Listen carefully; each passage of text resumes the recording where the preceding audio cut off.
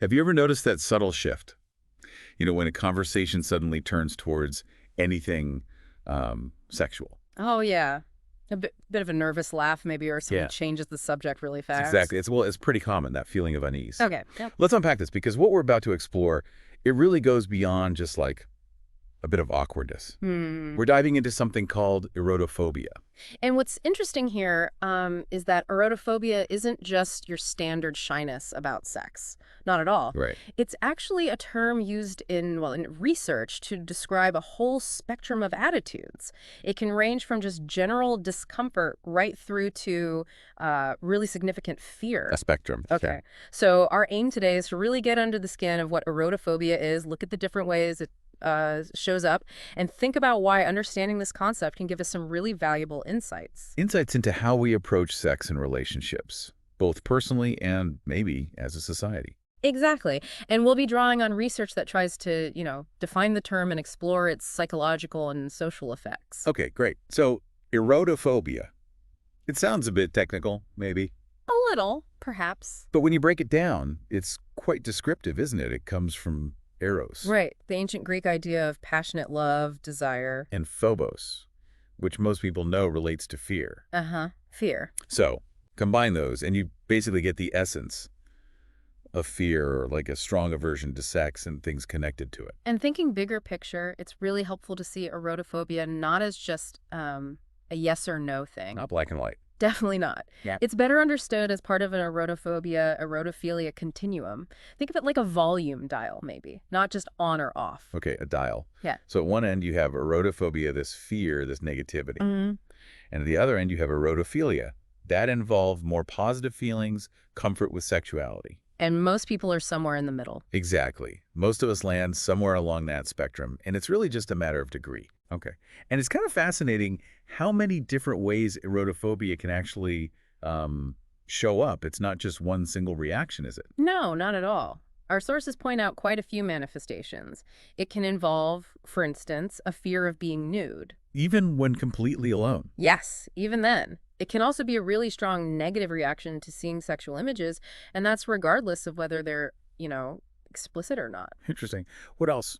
Well, there can be a negative views directed towards homosexuality or towards people living with STIs. Right. Stigma playing a role there. Definitely. And even just the idea of sex education or simply discussing sexual topics openly can create significant discomfort or anxiety for some people. Wow. So it covers a lot of ground. It really does. And it's interesting to think about how these different things might, play out in someone's actual life. Like how? Well, that fear of nudity, for example, it might mean someone avoids situations where they might be seen undressed. Maybe even something relatively common like a doctor's visit becomes really stressful. Okay, I can see that. And someone with that strong aversion to talking about sex, they might find themselves constantly steering conversations away from relationships or intimacy. Which could impact their connections with others, right? On a deeper level. Absolutely. It potentially impacts their ability to form close bonds. These examples just sort of highlight how broad erotophobia can actually be. Now, the research we looked at, Mm-hmm. it also digs into how psychologists use this term more formally, doesn't it? It's not just a casual label. Correct.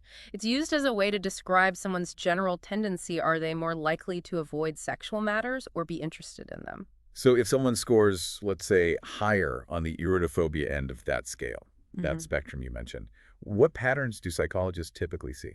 Well, there are some recurring themes that come up in the studies. Individuals who lean more towards erotophobia often report feelings of guilt and anxiety specifically about sex. Guilt and anxiety. Okay. They also tend to be less inclined to start or even join in conversations about sexual topics. Makes sense given the definition. And they often have more negative feelings about sexually explicit material. Looking at broader life patterns, the data suggests they tend to report less frequent sexual activity and often with fewer partners over their lifetime. Right. And then flipping that coin, we have erotophilia on the other side. Mm-hmm. What are some of the characteristics we see with people who fall more on that end of the continuum? So, erotophiles, generally speaking, express less guilt or anxiety around sex. They're typically more comfortable discussing it openly. More open. Yes. They also tend to have more positive or at least neutral feelings about sexually explicit material and often report more frequent sexual activity, sometimes with a greater number of partners. So it really paints a picture of that spectrum, doesn't it? The range of ease and engagement with sexuality. It does. It underscores that range quite clearly. Now, our sources also brought up the clinical significance of erotophobia. It's not always just a personality trait, is it? Sometimes it links up with other psychological patterns. That's a really important point, actually. While erotophobia can definitely exist on its own, research does suggest some interesting overlaps with other psychological experiences. Such as? We're talking about things like social phobia. You can imagine how anxiety about social interaction might naturally extend to the intimacy of sexual relationships. Oh, that seems logical. Also, avoidant personality disorder, which involves a general fear of close relationships, can be intertwined. Wow. Even body dysmorphic disorder, that intense focus on perceived physical flaws, can certainly contribute to anxieties around sexual intimacy. Right, feeling self-conscious about one's body in that context. Precisely. And of course, just general social anxiety can make the vulnerability that's often part of sexual relationships feel especially challenging. So it's maybe not a direct cause and effect thing, but these different aspects of how someone feels psychologically can influence each other. That seems to be the idea, yes. They can co-occur or exacerbate one another. And it's worth noting, the sources also pointed to a kind of historical link, a connection between erotophobia and difficulties in romantic relationships. Oh, really? Going back how far? Well, even back to Kinsey's early work in the mid-20th century, research has pretty consistently shown a correlation between higher levels of erotophobia and facing more challenges in forming and maintaining fulfilling relationships and marriages. Wow, that's significant. It is. And it makes a certain amount of intuitive sense, doesn't it? When you think about how important intimacy and sexual connection are for many people within those kinds of relationships. Yeah. It's often not just about the frequency of sex itself, but it might reflect a deeper discomfort with, well, intimacy, vulnerability, maybe emotional connection. Things that go beyond the bedroom. Exactly. Things that impact communication and trust within the relationship more broadly. Okay, so we've looked at this spectrum, the different ways erotophobia can show up, its potential links to other psychological factors, and these relationship challenges. Now, one of our sources, John Ince's book, The Politics of Lust, adds another really interesting layer. Ah, yes. In's perspective. He talks about three forces that he argues actually fuel erotophobia. What are those? Yes, John Ince provides a really thought-provoking framework. The first force he identifies is anti-sexualism. Anti-sexualism, what does he mean by that? So this isn't about, say, healthy boundaries or ethical concerns about sex.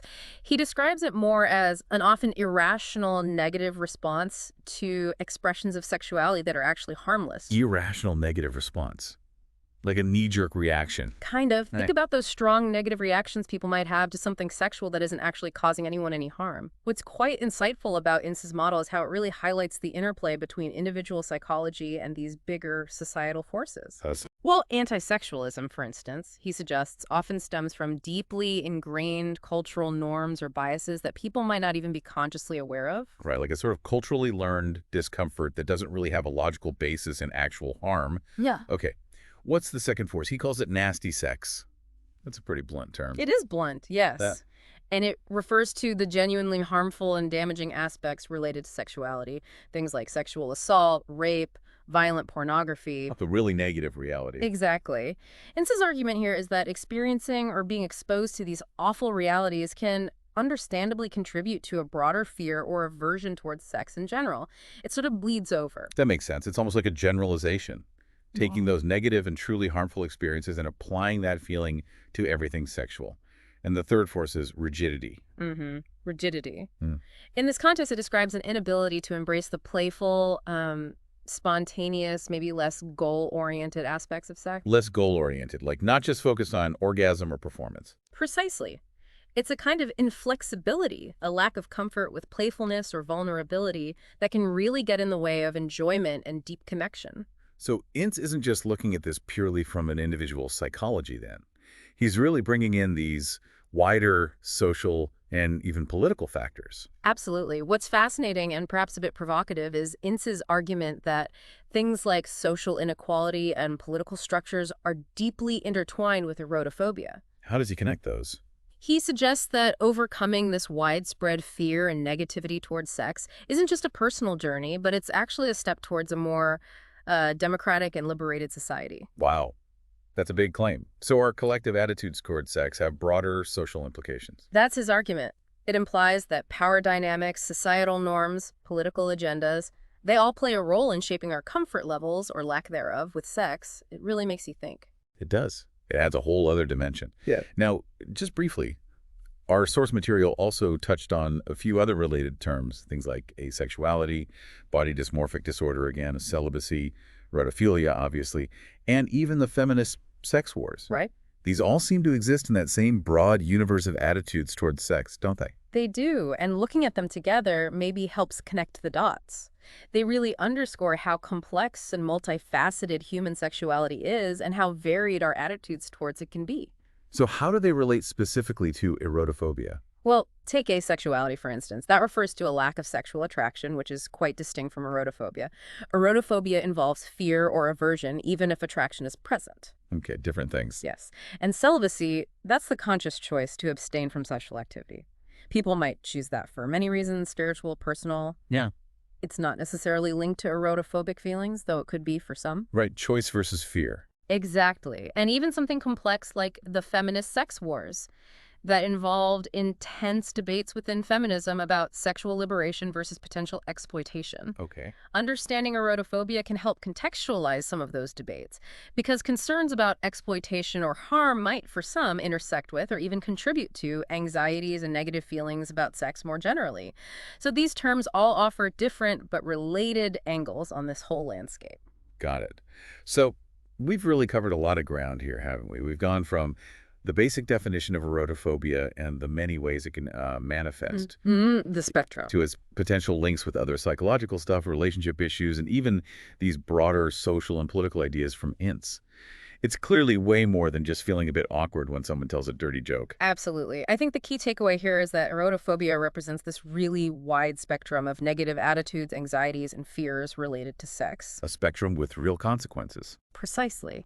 And as we've explored, these attitudes can have pretty significant consequences, not just for individuals in their own lives and relationships, but potentially on a bigger societal level, too. So as you're listening and thinking about all this, it might be interesting to consider that erotophobia, erotophilia spectrum we talked about. Where do you think you might fall?